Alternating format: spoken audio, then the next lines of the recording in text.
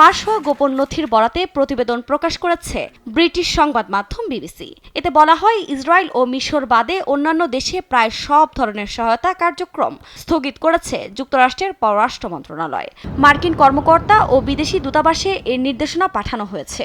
সোমবার ট্রাম্পের নির্বাহী আদেশ জারির পরই সহযোগিতা বন্ধের বিষয়টি সামনে আসে। ফাঁস হওয়া নথি অনুযায়ী আগামী ৯০ দিনের জন্য সব মার্কিন বৈদেশিক সহায়তা কার্যক্রম সাময়িকভাবে বন্ধ থাকবে। প্রাথমিকভাবে যেসব সহযোগিতা স্থগিত করা হয়েছে সেগুলো বর্তমান পররাষ্ট্রনীতির সঙ্গে সামঞ্জস্যপূর্ণ কিনা তা খতিয়ে দেখা হচ্ছে। সরকারি তথ্য বলছে, ২০২৩ সালে যুক্তরাষ্ট্র আন্তর্জাতিক সাহায্যের জন্য ৬৮ বিলিয়ন মার্কিন ডলার খরচ করেছে, যা বিশ্বের সর্বোচ্চ।